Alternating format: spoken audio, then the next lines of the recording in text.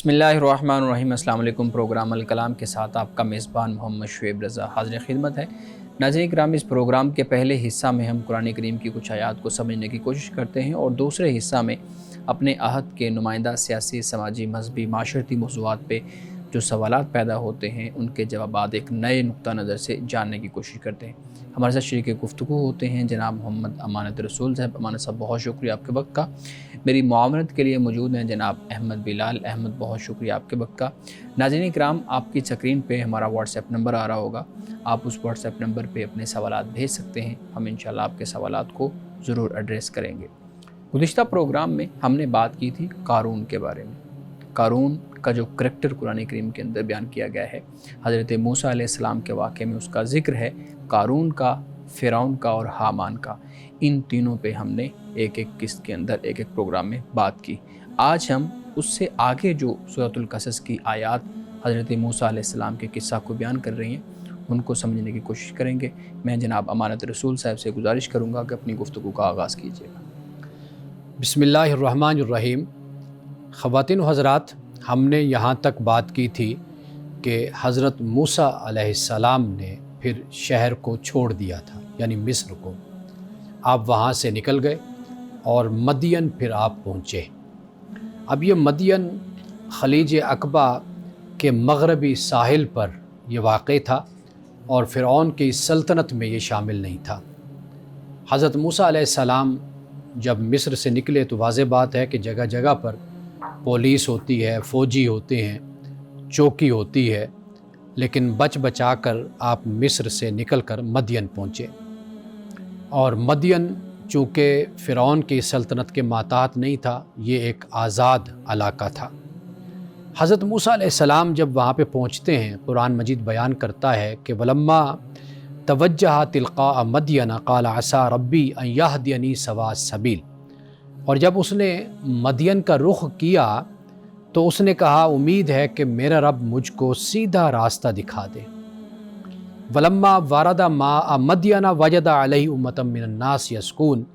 تو حضرت موسیٰ علیہ السلام مدین کے پانی پر یعنی گھاٹ پر پہنچے کہ وہاں پر دیکھا حضرت موسیٰ علیہ السلام نے کہ لوگوں کی ایک جماعت جو پانی وہاں پر پلا رہی ہے۔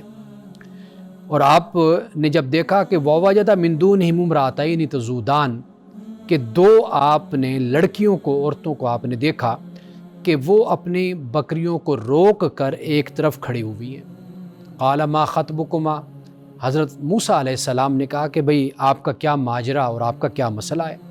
انہوں نے کہا کہ قالتا لا نسقی حتی یصدر الرعاء، کہا کہ جب تک یہ سب لوگ چرواہا جو ہیں اپنے بکریوں کو پانی نہ پلا لیں اس وقت تک ہم پانی نہیں پلا سکتے۔ وَأَبُونَا شیخٌ کبیر، اور جو ہمارا باپ ہے وہ بوڑھا ہے۔ اب یعنی اشارہ اس بات کی طرف تھا کہ اگر باپ ہمارا تندرست ہوتا تو وہ بکریوں کو چرانے کے لیے خود آتا، لیکن یہ ہمیں ذمہ داری ادا کرنی ہوتی ہے۔ اب یہ شیخ کبیر کون ہے؟ بوڑھا شخص۔ قرآن پاک نے اس کے بارے میں ہمیں کچھ نہیں بتایا، لیکن ہمیں بائبل سے جو معلوم ہوتا ہے ان کا نام آوائل یا اوائل، یہ ان کا نام ذکر ہوتا ہے۔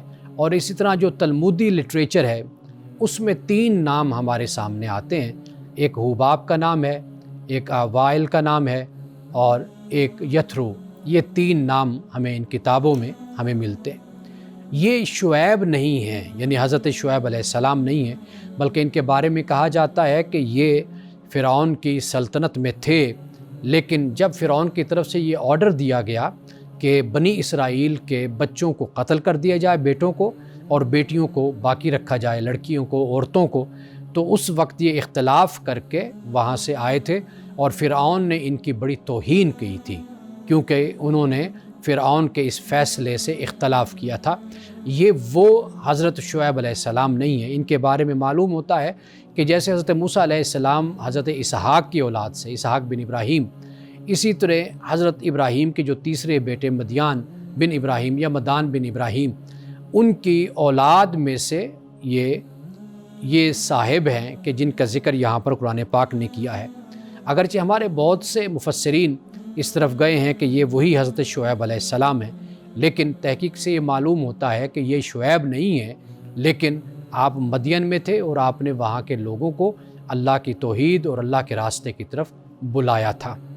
اب اس کے بعد فسقا لہما، حضرت موسیٰ علیہ السلام نے جو وہ دو عورتیں لڑکیاں کھڑی ہوئی تھیں اپنے جانوروں کو لے کر، آپ مرد تھے، نوجوان تھے، طاقتور تھے، آپ آگے بڑھے اور آپ نے ان کے جانوروں کو، مویشیوں کو پانی پلا دیا۔ ثم تولی الی الظل، اس کے بعد آپ پھر سائے میں آ کر بیٹھ گئے۔ فقال رب انی لما انزلت الی من خیر فقیر، تو پھر آپ نے اللہ کی بارگاہ میں عرض کی کہ اے میرے رب، تو جو چیز میری طرف خیر میں سے اتارے میں اس کا محتاج ہوں، یعنی جو خیر تو مجھے عطا کرے گا میں ہر خیر کا، ہر بھلائی کا محتاج ہوں۔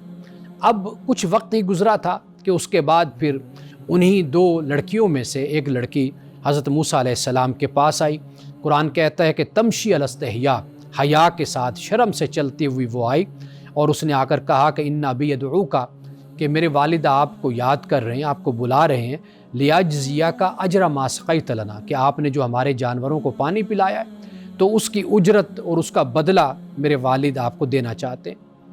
فلما جاءہ، پس جب حضرت موسیٰ علیہ السلام ان خواتین کے والد کے پاس پہنچے، وقص علی القصص، حضرت موسیٰ علیہ السلام نے اپنا سارا واقعہ بیان کر دیا۔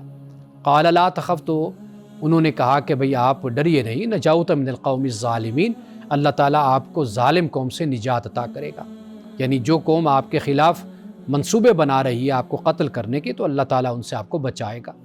قالت احداہما یا ابت استاجرہ، اب ممکن ہے کہ ضروری نہیں کہ اسی وقت ہی کہ جب حضرت موسیٰ علیہ السلام پہنچے اور یہ مکالمہ ہوا تو اسی وقت ہی ان دو لڑکیوں میں سے ایک لڑکی بولی ہو، ممکن ہے کہ حضرت موسیٰ علیہ السلام وہاں پہ رہے، ان کی خدمت ہوئی اور کچھ وقت انہوں نے وہاں پر گزارا۔ تو اس کے بعد اب ایک جو لڑکی ہے وہ یہ کہتی ہے کہ قالت احداہما یا ابت استاجرہ، کہ اے ابا جان آپ اس کو اپنے پاس ملازم رکھ لیجئے، یعنی حضرت موسیٰ علیہ السلام کو، ان خیر من استاجرت القوی الامین، اور کہا کہ یہ بہترین آدمی جسے آپ ملازم رکھے وہی ہے کہ جو مضبوط اور امانت دار ہو، یعنی تمام صفات کا خلاصہ یہی ہوتا ہے، یعنی ایک انسان اونیسٹ ہو، اونیسٹی ہو اس میں، اور دوسری چیز ہوتی ہے کہ ہارڈ ورکنگ، یعنی وہ سٹرگل کرنے والا، محنت کرنے والا انسان ہو۔ تو یہ دو ایسی خوبیاں ہوتی ہیں کہ جو باقی تمام خوبیوں کا احاطہ کر لیتی ہیں۔ اس خاتون نے اپنے والد سے یہ کہا۔ اب حضرت موسیٰ علیہ السلام سے وہ بولے کہ انی اریدو، میں یہ چاہتا ہوں کہ ان کی حق احد ابنتی، کہ میں اپنی دونوں بچیوں میں سے ایک بچی سے آپ کا ہاتین، ان دو بچیوں میں سے ایک بچی سے آپ کا نکاح کر دوں، علی ان تاجرنی 8 حجج، اس پر کہ آپ 8 سال آپ ہمارے پاس کام کریں، 8 سال آپ ملازمت کریں، تو پھر اس کے بدلے میں یہ چاہوں گا کہ بھئی آپ کے نکاح میں ان دو بچیوں میں سے ایک بچی دے دوں۔ فَإِنْ أَتْمَمْتَ 10 فَمِنْ عِنْدِكَ، تو اگر آپ 10 سال پورے کر دیں تو یہ آپ کی طرف سے ہو جائے گا، یعنی اگر آپ 8 کے جگہ 10 سال آپ کر دیں۔ اب یہ یعنی ایک دن کے اندر یہ معاملہ نہیں ہوا۔ یہاں سے معلوم ہوتا ہے کہ جب حضرت موسیٰ علیہ السلام نے ان کے پاس قیام کیا، کام کیا، محنت کی، ان کی شرافت، ان کی دیانت، ان کی صداقت جب سامنے آئی تو پھر جو صاحب تھے انہوں نے پھر اپنی 2 بیٹیوں میں سے ایک بیٹی کا رشتے کے لیے بات کی اور کہا کہ اس کے بدلے میں 8 سال 10 سال آپ ہمارے پاس رہیے اور کام کیجیے۔ وما اريد ان اشق علیک، اور کہا کہ میں تمہیں مشقت میں نہیں ڈالنا چاہتا، یہ تمہاری مرضی ہے، 10 سال کر لو، لیکن 8 سال کی مدت کو بیان کیا۔ اس کے بعد کہا کہ ستاجدنی انشاءاللہ من الصالحین، انشاءاللہ تم مجھ کو، یعنی آپ مجھے بھلا آدمی ہی پائیں گے۔ قال ذالک بینی و بینک، اب اس کے بعد حضرت موسیٰ علیہ السلام نے کہا کہ یہ بات میرے اور آپ کے درمیان اب طے ہو گئی، یہ فیصلہ ہو گیا۔ ایما الاجلین قضیت فلا عدوان علی واللہ علی ما نقول وکیل، اور کہا کہ ان دونوں مدتوں میں سے جو بھی میں پوری کروں تو مجھ پر کوئی جبر نہیں ہوگا۔ اور پھر اس کے بعد کہا کہ اللہ ہمارے قول و قرار پر گواہ ہے، یعنی اب یہ 2 مدتیں 8 سال یا 10 سال، ان میں سے کوئی بھی مدت ہوگی وہ میں پوری کروں گا، اس کا مجھ پر کوئی جبر نہیں ہوگا، باقی جو بات ہم طے کر رہے ہیں اس پر اللہ ہمارا وکیل ہے، جو ہمارا قول اور اقرار ہو رہا ہے۔ تو ناظرین کرام، اب اس کے بعد قرآن مجید بیان کرتا ہے کہ حضرت موسیٰ علیہ السلام نے جو مدت تھی 8 سال یا 10 سال، وہ مدت پوری کر لی۔ پھر اس کے بعد اپنی اہلیہ کو، اور روایات کے مطابق ایک بچہ ساتھ تھا، ایک آپ کا غلام یا خادم ساتھ تھا، وہ ساتھ آپ کے چلے، پھر طور پر پہنچے، جس کا ذکر پہلے ہم سورۃ النمل میں بھی کر چکے۔ تو انشاءاللہ کل ہم اس سے آگے پھر گفتگو کریں گے۔ ناظرین اکرام، یہاں وقت ہوا جاتا ہے ایک بریک کا، ہمارے ساتھ رہیے۔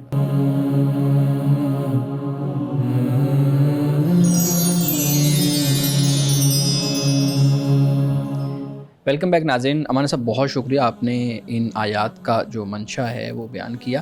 اچھا، ایک چیز میں پوچھنا چاہوں گا کہ حضرت موسیٰ علیہ السلام اب مصر سے مدین کی طرف بیان کیا جا رہا ہے کہ وہ جا رہے ہیں، کیا یہ ہجرت اللہ رب العزت کے حکم سے تھی؟ یعنی یہ خاص طور پہ آپ اس پہ بات کیجئے گا کہ جو علاقہ متعین کیا گیا جانے کے لیے، وہ اللہ رب العزت کی طرف سے متعین کیا گیا تھا، یا موسیٰ علیہ السلام کو نہیں معلوم تھا کہ وہ کس طرف جا رہے ہیں، اور آگے ایک شہر آ گیا جس کا نام مدین تھا اور وہاں رکے؟ دیکھیے، اسے آپ حکم نہ کہیے، اسے حکمت کہیے، اللہ کی حکمت۔ جیسے حضرت یوسف علیہ السلام کے لیے ایک پلان، ایک منصوبہ، ایک حکمت تھی، اسی طرح حضرت موسیٰ علیہ السلام کے لیے بھی ہے کہ آپ مصر میں رہے، وقت وہاں پہ گزارا، نوجوان ہوئے۔ چونکہ حضرت موسیٰ علیہ السلام کا جو مزاج، جب ہم قرآن پاک پڑھتے ہیں تو ہمیں معلوم ہوتا ہے کہ آپ عملی طور پر بہت ایکٹیو تھے۔ ایک تو آپ کی جو تربیت اور تعلیم اور پرورش وہ محلات میں آپ کے ہوئی، شہزادوں والی زندگی گزاری، لباس، کھانا پینا، ہر چیز اس طرح۔ اور پھر یہ بھی ہمیں معلوم ہوتا ہے کہ علم بھی اس وقت اور حالات کے مطابق آپ کو حاصل ہوا، یعنی جب بڑے بڑے لوگ دیکھے آپ نے سیاست میں، حکومت میں، تو واضح بات ہے کہ وہاں سے بھی بہت کچھ سیکھنے کو ملا، یہ چیز ہو گئی۔ اور پھر اس سے جب آپ اپنے جوانی کو اور شباب کو پہنچے تو معاشرتی اور سماجی مسائل میں دلچسپی، کوئی ظالم ہے، کوئی مظلوم ہے، کسی کے ساتھ زیادتی ہو رہی ہے، اس کی مدد کرنا، اس کی ہیلپ کرنا، یہ چیز نظر آئی۔ اب یہ تربیت ہوتی ہوتی یہاں تک پہنچی کہ 8-10 سال پھر مدین میں چلے گئے، وہاں پر بھی تربیت ہوئی، جو خاتون تھی ان سے نکاح ہو گیا، اور پھر وہاں پر اپنا وقت گزارا۔ اور وہ صاحب تھے جو شیخ کبیر، جس کو قرآن نے کہا کہ بوڑھے شخص تھے، ان کی بھی تربیت میں رہے، وہاں پر ملازمت بھی کرتے رہے، مزدوری کرتے رہے، یہ بھی تربیت کا مرحلہ۔ اور پھر اس کے بعد پہنچے طور پر 8-10 سال کے بعد۔ تو یہ اللہ سبحانہ و تعالیٰ کی حکمت ہے کہ اللہ اس طریقے سے، جیسے رسول اللہ صلی اللہ علیہ وسلم کے بارے میں قرآن کہتا ہے کہ الم یجدک یتیما فآویٰ ووجدک ضالا فہدیٰ ووجدک عائلا فأغنیٰ۔ تو یہ ایک تربیت کا انداز ہے نا کہ ساتھ ساتھ لے کر چلتے رہے، تاکہ پھر اس کے بعد بڑے منصب پر بٹھایا جائے اور بڑا منصب سپرد کیا جائے۔ بالکل صحیح ہے۔ اچھا، ایک چیز ہمارے ان آیات کے ساتھ جوڑ کے ایک واقعہ بیان کیا جاتا ہے۔ میں ایک تفسیر پڑھ رہا تھا تو اس کے اندر یہ چیز کہ یہ جو خواتین تھیں یہ بکریاں چرا رہی تھیں یا جانوروں کی دیکھ بھال کر رہی تھیں، اور وہ بیان کرتی ہیں کہ ہم اس لیے کر رہی ہیں کہ ہمارا باپ بوڑھا ہے، شیخ کبیر ہے۔ تو استدلال یہ کیا گیا تھا کہ اب یہاں پہ مجبوری میں خواتین وہ کام کر رہی ہیں یا ہاتھ بٹا رہی ہیں، تو مجبوری کے اندر تو خاتون کا کام کرنا پروف بھی ہے اور سمجھ بھی آتا ہے، لیکن خواہش سے کام کرنا، ایک یہ دل میں یہ چیز لے کے آنا کہ مجھے کوئی مجبوری نہیں ہے لیکن میں نے کام کرنا ہے، یعنی خواتین کے کام کرنے پہ استدلال یہ کیا گیا تھا کہ نہیں، صرف مجبوری کے اندر کام کرنے کی اجازت ہے، اس کے علاوہ نہیں ہے۔ آپ اس پہ بات کیجیے گا کہ کیسے اس تفسیر کے اندر جو چیز لکھی گئی ہے آج کے دور میں اس کو جسٹیفائی کریں گے۔ دیکھیے، پہلی بات تو یہ کہ وہ وہاں پہ جو تمدن تھا، جو رہن سہن تھا، اس کے مطابق یہ قدم اٹھایا گیا۔ ٹھیک، والد بوڑھے تھے تو بیٹیوں نے ذمہ داری اپنی طرف سے ادا کی۔ قرآن مجید تو ہمیں اتنا بتا رہا ہے کہ وہ انہوں نے ذمہ داری ادا کی۔ اب اس سے آگے جو معاملہ ہے وہ یہ ہے کہ دیکھیے کہ بنیادی طور پر جو گھر ہے یہ عورت کی توجہ کا مرکز ہونا چاہیے۔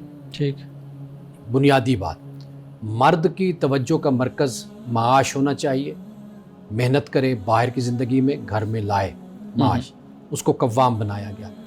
دیکھیے، پھر یہ صورت ہوتی ہے کہ کئی خاندانوں میں، کئی گھروں میں عورت گھر کی ذمہ داریوں کو بھی بہتر طریقے سے ادا کرتی ہے، اس کے پاس پھر وقت بھی ہوتا ہے، تو وہ اپنے وقت کو گزارنا چاہتی ہے۔ مثال کے طور پر کئی خواتین، مرد بے اولاد ہوتے ہیں، جوڑے، اب وہ دونوں کام کر رہے ہوتے ہیں، وقت ہوتا ہے دونوں کے پاس، اب وہ ویلفیئر میں حصہ لے لیتے ہیں۔ اچھا، کئی خواتین کے گھروں میں یہ ہوتا ہے کہ ملازمین ہیں، نوکر چاکر ہیں، اب اس سے بھی ان کے پاس وقت نکل آتا ہے کہ وہ دیگر سرگرمیوں میں حصہ لے سکیں، مذہبی ہیں، کوئی ویلفیئر کا کام ہے وہ اس میں بھی حصہ لیتی ہیں۔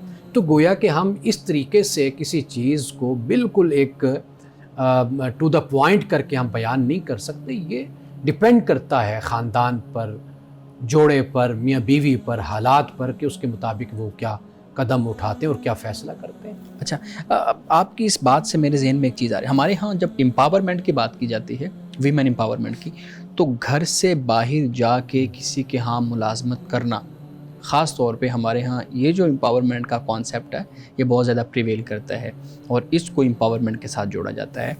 جو بات آپ کر رہے ہیں اس حساب سے تو پھر خواتین گھر میں رہ کے کوئی دستکاری کا وہ کر رہی ہیں، کوئی گھر میں رہ کے کوئی اور معاملات کر رہی ہیں، آج کل آن لائن سسٹم ہے اس پہ کر رہی ہیں۔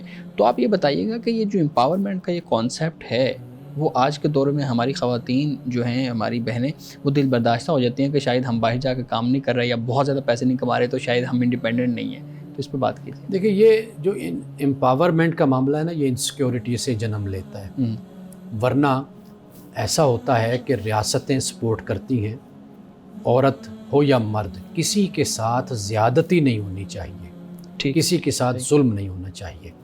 معاشرہ اپنے لوگوں کی اس طرح تربیت کرتا ہے، ان کو اویئرنیس دیتا ہے، ریاستیں اور حکومتیں اس طرح کام کرتی ہیں کہ جس کی بنیاد پر امپاورمنٹ کا مسئلہ جو ایک احساس محرومی سے پیدا ہو رہا ہے وہ رد عمل میں پھر وجود میں نہیں آتا۔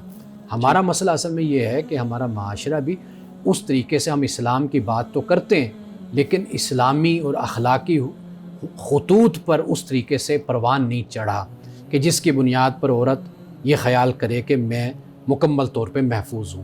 یعنی آپ دیکھیے کہ وہ رہتی ہے باپ کے گھر میں، شادی ہو تو کہتے ہیں خاوند کا گھر ہے، خاوند دنیا سے چلا جائے تو اب بیٹوں کا گھر ہے۔ تو یہ ایک جو تأثر ہمارے ہاں پیدا ہوتا ہے، تو میرا خیال ہے کہ اس سے بڑے مسائل پھر جنم لیتے ہیں۔ تو اس لیے معاشرے میں ہمیشہ معاشرے کو، علماء کو، اہل دانش کو، اہل قلم اور اہل علم کو ایسا معاشرہ پروان چڑھانا چاہیے کہ جس میں یہ محرومی کا احساس اور انسیکیورٹی کا احساس نہیں ہونا چاہیے، اور ریاست اپنے ہر شہری کے حقوق کا تحفظ کرے۔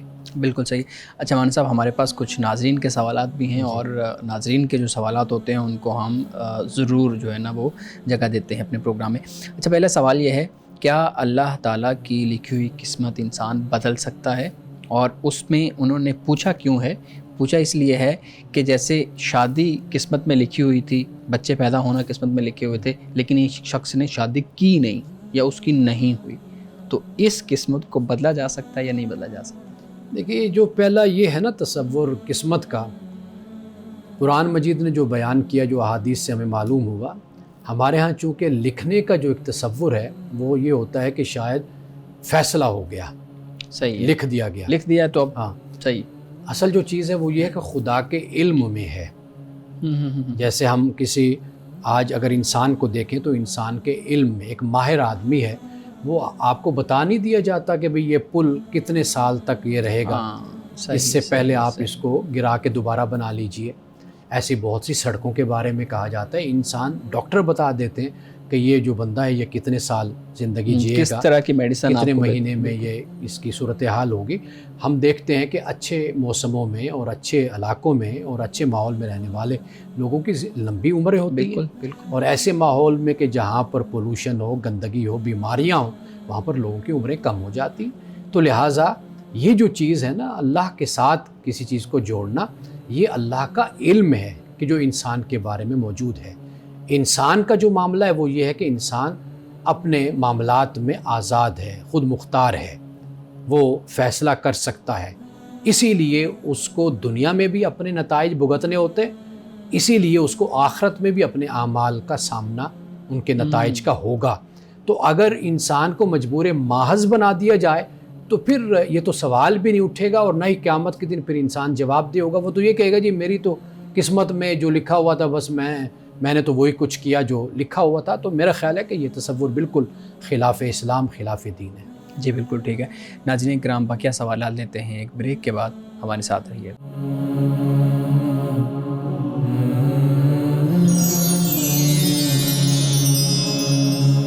ویلکم بیک ناظرین. امان صاحب، ہم اپنے ناظرین کے سوالات لے رہے تھے.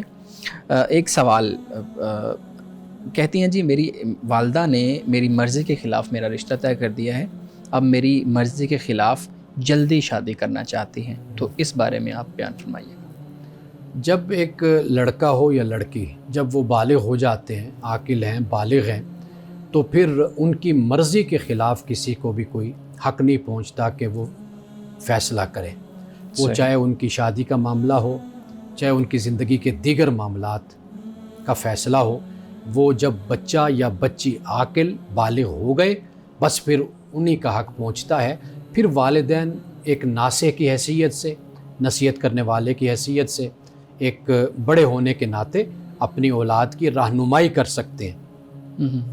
مثال کے طور پر میرے پاس میرا بیٹا آتا ہے کہ میں فلاں جگہ شادی کرنا چاہتا ہوں. میں کہوں گا ٹھیک ہے، کوئی مسئلہ نہیں، لیکن میں ملنا بھی چاہوں گا، جانا بھی چاہوں گا، ان کو بلاؤں گا، ان سے ایک میرا مکمل طریقے سے تعلق بنے گا. میں دیکھوں گا، پھر میں اپنے بیٹے کو آگاہ بھی کر دوں گا، اور آس پاس سے جو معلومات لوں گا فیملی کے بارے میں، بچی کے بارے میں پھر اپنے بیٹے کو آگاہ کروں گا کہ بیٹا اس طرح کی فیملی ہے، اس طرح کا خاندان ہے، اس طرح کی بچی ہے. اگر آپ پھر بھی راضی ہیں تو آپ دیکھ لیں. یہ جو معاملات ہیں، مسائل ہیں، آپ کی آنے والی زندگی کو متاثر کر سکتے ہیں، یہ میں نے آپ کو بتا دیا. اب اگر بچہ سمجھ جاتا ہے تو سبحان اللہ، فبیہا، ٹھیک ہے. اگر وہ نہیں سمجھتا اور اس پر وہ مصر ہے اور بضد ہے، تو پھر اس کے مطابق فیصلہ کیا جائے گا. کیوں؟ اس لیے کہ وہ عاقل ہے، بالغ ہے، وہ سمجھدار ہے، اپنے نفع نقصان کا خود ذمہ دار ہے وہ. تو لہٰذا والدین کی ذمہ داری صرف اتنی ہوتی ہے، جب اولاد عاقل بالغ ہو جائے تو پھر وہ اولاد پر جبر نہیں کر سکتے، جبراً ان کا کہیں پر رشتہ نہیں کر سکتے. وہ اس میں آزاد ہیں. والدین صرف سمجھا سکتے ہیں، رہنمائی کر سکتے ہیں. ٹھیک ہے مان صاحب. اگلا سوال یہ ہے جی، بچوں کو دینی راستے پر لانے کے لیے کیا کرنا چاہیے کہ ان کا جو دھیان ہے وہ دین کی طرف رہے؟ بہت آسان طریقہ ہے. والدین خود دین پر عمل کریں، اپنا اسوہ، اپنا کردار اپنے اولاد کے سامنے پیش کریں. ایسا رویہ نہیں ہونا چاہیے کہ جس میں ہم دوسروں کو تبلیغ کر رہے ہوں لیکن ہمارا اپنا کردار اس کے مطابق نہ ہو.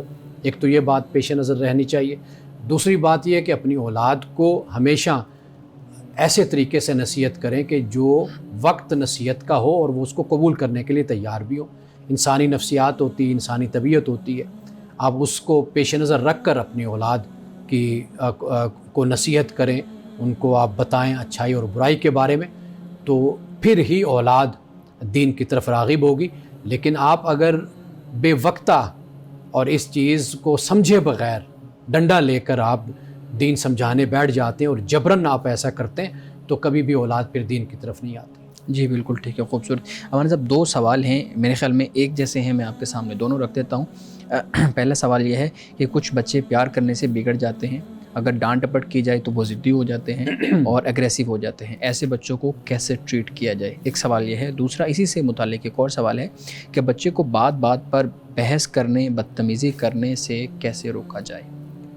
دیکھیے، پہلی بات تو یہ ہے کہ اصول پسندی اگر انسان کی زندگی میں ہو، ایک ضابطہ ہو، تو پھر بچے نہ پیار سے بگڑتے ہیں اور نہ بچوں پر سختی کا موقع ہوتا ہے.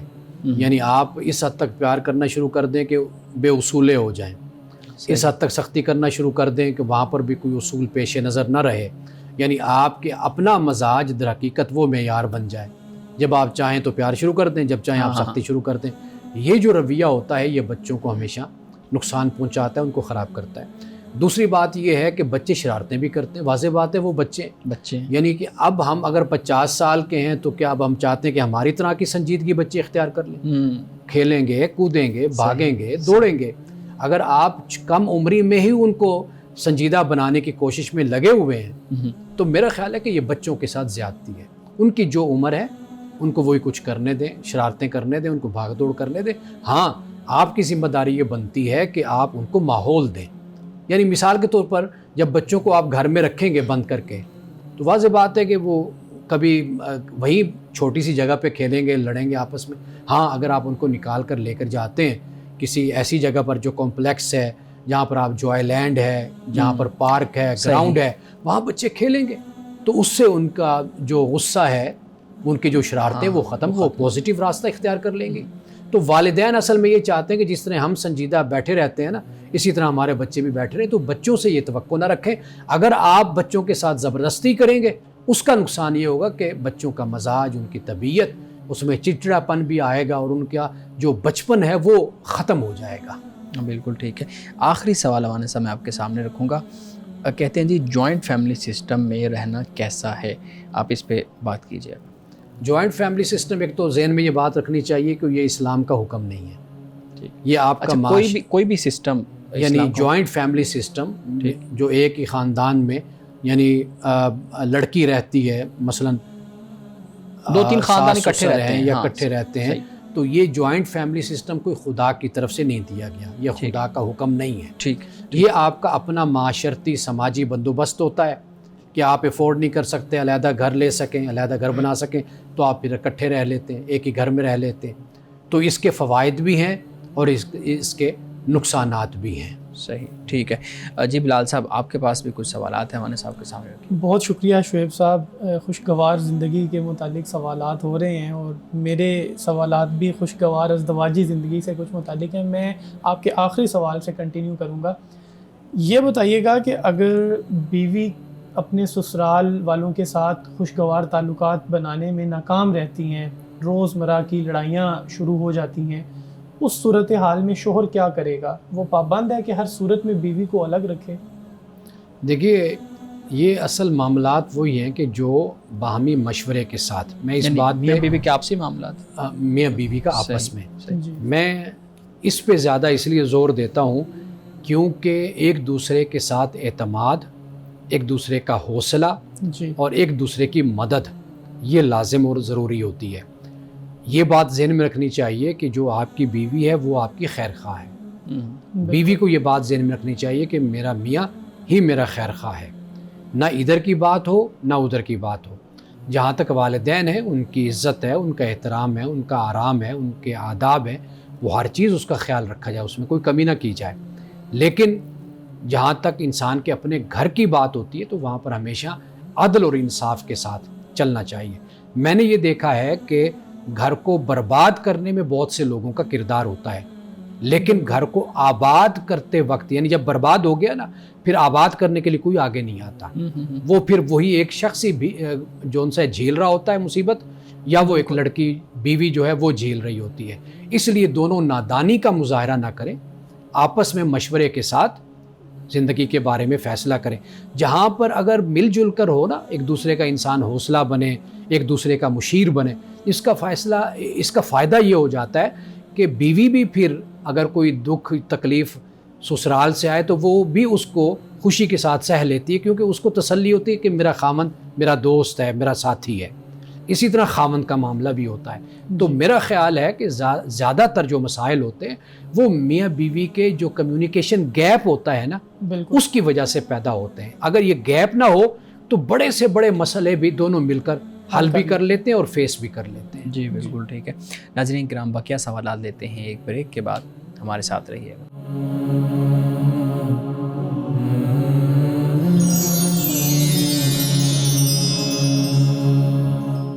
ویلکم بیک ناظرین. جی بلال صاحب, آپ سوال کر رہے تھے. جی سر, میں یہ پوچھنا چاہوں گا کہ اکثر یہ دیکھا گیا ہے شوہر ہمیشہ اپنی بیوی کو نصیحت کرتے رہتے ہیں کہ تم نے میرے والدین کا خیال رکھنا ہے, ادب کرنا ہے, عزت کرنی ہے. شوہروں کی طرف سے یہ رویہ کیسا ہے بیویوں کے لیے؟ دیکھیے, زبردستی عزت اور احترام نہیں ہوتا. یہ ایسا یعنی کام ہے کہ جس میں سب کی انوالومنٹ ہوتی ہے. جی. مثال کے طور پر ساس اور سسر ہیں تو وہ ماں باپ بنے اپنی بہو کے, بالکل حسن سلوک سے پیش آئیں. بہت سے طریقے ہوتے ہیں جن سے دل جیتا جاتا ہے اور ساتھ مل کر چلا جاتا ہے. ایک تو یہ. دوسرا یہ کہ خود خامند بھی اپنا کردار, اپنا اخلاق پیش کرے. یہ جو شادی کی پہلی رات پوری ایک لسٹ دے دی جاتی ہے نا, کہ میری بہنیں, میرے بھائی, میرے والدین, میرے فلاں, یہ طریقہ کار بالکل غلط ہے. وہ آپ کے گھر میں آپ کے برابر مساوی آپ کے لائف پارٹنر بن کر وہ گھر میں آ رہی, کوئی لونڈی بن کے گھر میں نہیں آ رہی, کوئی خادمہ بن کے نہیں آ رہی. آپ اس کو وہ اعتماد دیں, وہ حوصلہ دیں, اس کے ساتھ چلیں کہ جس سے وہ اپنے آپ کو گھر میں ایک اہم جز کے طور پر سمجھے کہ میں اس گھر کی اہم کارکن ہوں. آپ جب پہلی رات ہی اس طرح کے احکام جب جاری کر دیتے ہیں کہ بھئی ان کا خیال کرنا ہے, ان کا احترام کرنا ہے, تو اسی وقت ہی اس کا جو ایک مورائل جس کو ہم کہتے ہیں, ایک لیول ہوتا ہے, وہ نیچے گر جاتا ہے کہ وہ اس گھر میں اپنے آپ کو اجنبی سی اور اس گھر میں اپنے آپ کو بالکل ایک ایسا محسوس کرتی ہے کہ جیسے میں تو اس گھر میں محبت لینے یا دینے کے لیے نہیں آئی, میں تو بس جھاڑو پونچھے کے لیے آئی ہوں اور کاموں کے لیے آئی ہوں. تو یہ جو رویہ ہوتا ہے نا, یہ ٹھیک نہیں ہوتا. آپ دوسرے کو حوصلہ دیتے ہیں, دوسرے سے محبت کرتے ہیں, دوسرے سے اچھا تعلق رکھتے ہیں, تو پھر والدین کی بھی ذمہ داری ہوتی ہے. تو اس طرح مل جل کر ہی وہ کہتے ہیں نا کہ دونوں ہاتھوں تالی جو ان سے دونوں ہاتھوں سے بجتی ہے, تو اس کے بغیر اس طریقے سے احکام جاری کرنے سے گھر نہیں چلا کرتے. جی سر, یہ بتائیے گا کہ بیوی اگر تعلیم حاصل کرنا چاہے تو اس کو معاشرے میں بڑی منفی نگاہ سے دیکھا جاتا ہے. آج کل ہماری سوسائٹی میں بھی یہ دیکھا گیا ہے کہ اکثر ایسی خواتین جو شادی کے بعد تعلیم حاصل کرنا چاہتی ہیں, ان کو یا تو طلاق ہو جاتی ہے یا پھر ان کے ہمیشہ لڑائی جھگڑے چلتے رہتے ہیں. ایسے معاشرے میں رہتے ہوئے شوہر کا کردار کیا ہونا چاہیے؟ اچھا, پہلی بات تو یہ ہے کہ یہ جو آپ نے بات کہی ہے, یہ واقعی ایسے بہت سے کیسز میرے سامنے بھی آئے ہیں, میرے پاس سوال بھی آئے ہیں. مثال کے طور پر کہ بچی ماشاءاللہ میڈیکل میں اس نے ایجوکیشن حاصل کر لی, اب اس کی 24-25 سال عمر ہے, اب وہ شادی ہو گئی, اب وہ سسرال کہتا ہے جی آپ گھر میں بیٹھ جائیں. یعنی وہ جو والدین نے 15-20 سال لگا کر اس کو پڑھایا, اب وہ کہتے ہیں جی بالکل عضو معطل ہو کر اپنی میڈیکل ایجوکیشن ہر چیز چھوڑ کر گھر میں بیٹھ جاؤ. تو یہ رویہ درست نہیں ہے. اگر اس کو پڑھایا گیا تو اس سے بہت سی بچیوں کا فائدہ ہوگا, اور مریض خواتین آتی ہیں مردوں کے پاس جانے کے بجائے وہ خواتین کے پاس آئیں گی, ڈاکٹر جو ہیں فیمیل ان کے پاس آئیں گی. ایک تو یہ بات ہوگی. دوسری بات جو ہے نا, جو آپ نے کہی شادی کے بعد کا معاملہ, اس کے لیے پھر میں وہی گزارش کروں گا کہ باہمی مشورے کے ساتھ ان مسائل کو حل کیا جائے. یہ طریقہ نہیں اختیار کرنا چاہیے کہ ہم جسے کہتے ہیں کہ بغاوت یا نافرمانی یا ایسا راستہ اختیار کریں کہ جس سے ہمارا گھر ٹوٹ جائے. تو یہاں پر دونوں میاں بیوی کو مل کر آپس میں کوئی راستہ نکالنے کی کوشش کرنی چاہیے. سر, بیوی کے حقوق کی بات ہو رہی ہے, آج کل اس بارے میں بھی تحقیق کی جاتی ہے کہ جو شوہر شادی کے بعد تعلیم حاصل کرنا چاہتے ہیں وہ بھی بڑی سماجی تنقید کا سامنا کر رہے ہوتے ہیں. تو اگر شوہر شادی کے بعد تعلیم حاصل کرنا چاہتا ہے وہ کیا کرے؟ بیوی کو سسرال والوں کے پاس چھوڑ دے یا اپنے ساتھ رکھے؟ اس کا کیا طریقہ کار ہونا چاہیے؟ اس میں ذرا یہ بھی ایڈ کر لیں کہ بعض شوہر دوسرے شہروں میں دوسرے ممالک میں ملازمت کے لیے بھی جاتے ہیں. بالکل. تو اس صورت میں بتائیے. دیکھیں, میں تو اس کا شدید مخالف ہوں کہ آپ اپنی بیوی کو پاکستان میں چھوڑیں اور خود آپ کسی اور ملک میں چلے جائیں اور 4-4 سال 5-5 سال آپ واپس ہی نہ آئیں. ٹھیک. میں یہ سمجھتا ہوں کہ یا تو شادی نہ کی جائے, آپ جائیے, کمائیے, محنت کیجئے, آپ واپس آئیے, بعد میں ہم شادی کیجئے جو بھی معاملات ہوں. یا پھر یہ صورت ہے کہ آپ ادھر رہیں, آ کر اپنی بیوی کے ساتھ آپ زندگی گزاریں. بچے ہیں, بہت لوگوں نے اس طرح کے فیصلے کیے, وہ بہت حوالوں سے وہ بڑے خوش ہیں کیونکہ بچوں میں رہے, بچوں کی دیکھ بھال ہوئی, باپ کا سر پر ہونا یہ بڑا ضروری ہوتا ہے. تو ان باتوں کو مد نظر رکھنا چاہیے. میں تو ذاتی طور پر اس کی حمایت کرتا ہوں کہ بھئی میاں بیوی کا اکٹھا رہنا. دیکھیے, شادی جب کی جاتی ہے تو اس کا مقصد کیا ہوتا ہے؟ مقصد یہی ہوتا ہے یعنی اگر آپ نے وہی کمارے پن کی زندگی گزارنی ہے تو پھر آپ نے شادی کیوں کی؟ پہلے ہی گزار رہے تھے, وہ پہلے ہی گزر رہی تھی. تو لہٰذا شادی کے بعد یہ رویہ ہونا چاہیے کہ آپ میاں بیوی دونوں رہیں اور اکٹھے آپ زندگی گزاریں. سر, ایک اور اہم مسئلہ ہمارے معاشرے میں دیکھا گیا ہے. اچھا, آپ نے جو سوال کیا نا, میں اس بارے میں بھی عرض کر دوں. دیکھیے, اگر مرد تعلیم لے رہے ہیں نا, ہمارے معاشرے میں ایک تاثر یہ ہوتا ہے کہ وہ جو بہتر تعلیم لے گا اس سے اس کے روزگار میں بہتری آتی چلی جائے گی اور وہ زیادہ اس کی کمائی اور اس کا روزگار اچھا بنتا چلا جائے گا. اس پہلو سے دیکھا جائے تو مرد کو سپورٹ کرنی چاہیے, یعنی بیوی کی طرف سے بھی سپورٹ ہو, خاندان کی طرف سے بھی ہو, والدین کی طرف سے, اور کوئی تنگ دستی کا معاملہ ہو تو وہ گزار لینا چاہیے. میرے اپنے خاندان میں، اپنی فیملی میں نے دیکھا کہ خامند پڑا ہوا نہیں تھا، بیوی نے یعنی سپورٹ کیا، جتنا بھی تھا اس نے کہا ہم اس میں گزارا کریں گے، تو وہ ماشاءاللہ پھر ہائی کورٹ تک، سپریم کورٹ تک وہ وکیل بنے.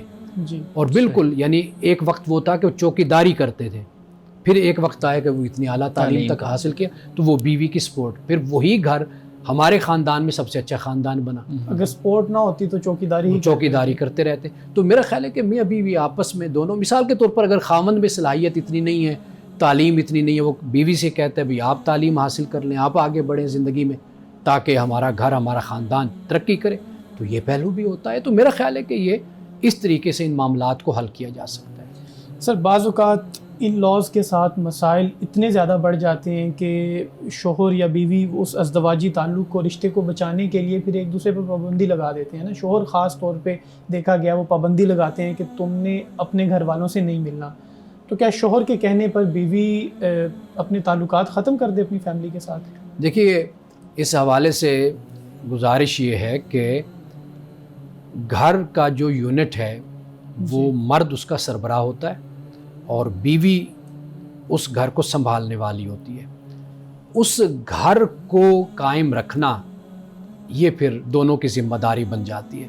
جہاں یہ صورت بن جائے کہ گھر ٹوٹے، گھر کے بکھرنے کا ڈر ہو، جہاں پر ایک فیملی بچے بروکن فیملی کے بچے بن جائیں، تو وہاں پر پھر سمجھداری کے ساتھ عورت کو فیصلہ کرنا چاہیے. جی بلال صاحب مجھے اجازت دیں کہ میں ایک سوال اسی سے متعلق میرے ذہن میں آ رہا ہے. مولانا صاحب دو سینیریو میں آپ کے سامنے رکھتا ہوں. ایک سینیریو یہ ہے کہ دو افراد کی نکاح ہوا ہے، شادی ہوئی ہے، ہسبینڈ یا وائف، خاص طور پہ ہسبینڈ وائف کا موبائل پکڑتا ہے اور اس میں سے چیزیں دیکھتا ہے، کبھی گیلری کھول لی، کبھی واٹس ایپ کھول لیا، کبھی فیس بک کھول لی، کوئی دیکھنے لگ گیا. اب وہ کہتا ہے میرا مقصد یہ نہیں ہوتا کہ میں کچھ چیز تمہاری پرسنل چیز کو دیکھوں یا کہ میں دیکھوں کہ تم کیا کرتے رہتے ہو یا بدگمانی کروں. ایک چیز یہ ہوتی. دوسری چیز یہ ہے کہ دو افراد نے آپس میں ابھی شادی کرنی ہے، ابھی طے نہیں ہوا کہ شادی ہو جائے گی یا نہیں ہوگی، ابھی دونوں آپس میں ڈیسائیڈ کر رہے ہیں کہ ہم شادی کریں، جیسے ہمارے ہاں نوجوان یونیورسٹی کالجز میں ہوتے ہیں. اب اس صورت میں کبھی بھی لڑکے کے ہاتھ میں لڑکی کا موبائل لگتا ہے تو وہ چیزیں دیکھنا شروع کر دیتا ہے اور وہ جواز یہ فراہم کرتا ہے کہ چونکہ ہم نے شادی کرنی ہے تو اس لیے میرا یہ رائٹ بنتا ہے. تو اس رویے پہ آپ جو ہے نا وہ بات کیجیے گا کہ دونوں صورتوں میں پھر کیا بہتر ہے، کیا غلط ہے. اچھا، سب سے پہلی بات جو آپ نے شادی شدہ جوڑے کی، دونوں کی اپنی ایک پرائیویسی ہے. اعلیٰ ظرفی، اعلیٰ کردار یہ ہوتا ہے کہ نہ ایک دوسرے کی چیز کو دیکھا جائے. یہ ڈیپینڈ کرتا ہے آپ کے پارٹنر پر کہ وہ اس چیز کو کیسے محسوس کرتا ہے. وہ جیسے محسوس کرتا ہے آپ اس کے مطابق چلیں. اور انسان کا اگر کردار خدا نہ خواستہ اچھا نہ ہو، برا ہو، تو وہ 2-4 دنوں مہینوں میں کھل کر سامنے نظر آ جاتا ہے. جب معلوم ہے کہ میری بیوی اچھی ہے اور جب بیوی کو پتہ ہے کہ میرا خامن ٹھیک ہے، تو میرا خیال ہے کہ اس طرح کا جو رویہ اختیار کیا جاتا ہے یہ نامناسب رویہ پھر بن جاتا ہے کہ پھر ایک دوسرے پر اعتماد کے ساتھ انسان، یعنی یہ غیر اخلاقی چیز ہے. دوسری بات یہ کہ کئی دفعہ اتنی فرینکنیس ہوتی ہے کہ دوسرا پارٹنر یا میاں یا بیوی دونوں میں سے کوئی بھی اس چیز کو مائنڈ نہیں کرتا. کھلا ہوتا ہے، وہ دیکھ لیتے ہیں، فون کر لیا، اٹھا لیا، میرا بند ہے تو بیوی نے استعمال کر لیا یا بیوی کا موبائل میں نے استعمال، وہ ایک علیحدہ چیز ہو جاتی ہے ایک روٹین میں. لیکن جو یہ ایک خاص انداز طریقہ ہوتا ہے ایک جسے کہتے ہیں انویسٹیگیشن والا، تو اس کی تو خیر بالکل اخلاقی طور پر بھی کوئی اس کا جواز نہیں ہے. دوسری بات ہے اس کی تو کوئی صورت ہی نہیں بنتی نا کہ وہ جو ابھی شادی بھی نہیں ہوئی، کوئی ایک دوسرے پر ذمہ داری نہیں ہے، ایک دوسرے کے نہ اخلاقی کوئی ذمہ داری ہے نہ کوئی مذہبی ذمہ داری ہے، کچھ بھی پہلو نہیں بنتا. پھر اٹھا کر اس طرح بیٹھ جانا اور کسی کی پرسنل لائف اور پرائیویسی کو جا کر دیکھنا، تو اس کا تو بالکل ہی شادی سے پہلے تو کم از کم اس کی کوئی صورت نہیں بنتی. ایک دوسرے پر حقوق جتانا. ہاں بالکل ٹھیک ہے. مولانا صاحب آج کی حدیث مبارکہ میں حضرت ابو ہریرہ رضی اللہ تعالی عنہ سے یہ روایت ہے، فرماتے ہیں کہ رسول اللہ صلی اللہ علیہ وسلم نے فرمایا کہ اکمل المؤمنین ایمانا احسنہم خلقا، کہ مسلمانوں میں سے سب سے اچھے ایمان والا وہ ہے جو اخلاق میں سب سے بہتر ہے. یعنی ایمان میں اگر کسی کو دیکھنا ہے کہ وہ کس درجے پر ہے، پھر اس کے اخلاق کو آپ دیکھیے.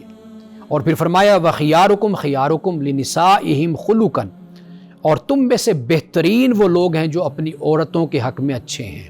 نساء سے مراد یعنی بیوی بھی ہے، جو بھی خواتین ہیں، خاص طور پر بیوی۔ تو فرمایا کہ جو اپنی عورتوں کے حق میں اچھے ہیں، در حقیقت یہ وہ لوگ ہیں کہ جو بہترین لوگ ہیں۔ تو رسول اللہ صلی اللہ علیہ وسلم نے ہمیں یہ بات سمجھا دی کہ اگر آپ نے یہ دیکھنا ہے کہ مومن کتنا اچھا ہے تو پھر اس کے اخلاق کو دیکھیے، اگر آپ نے یہ دیکھنا ہو کہ بہترین لوگ کون ہیں اپنے خاندان میں، فیملی میں، پھر یہ دیکھیے کہ وہ اپنی عورتوں کے ساتھ کیسا سلوک کرتے ہیں۔ ناظرین کرام، اس دعا کے ساتھ اپنے پروگرام کا اختتام کریں گے۔ اللہ رب العزت حسن کلام اور تاثیر کلام عطا فرمائے، ہماری زبان کی گرہوں کو کھول دے اور سننے والوں تک خیر کا پیغام پہنچے۔ اجازت دیجیے، خدا حافظ۔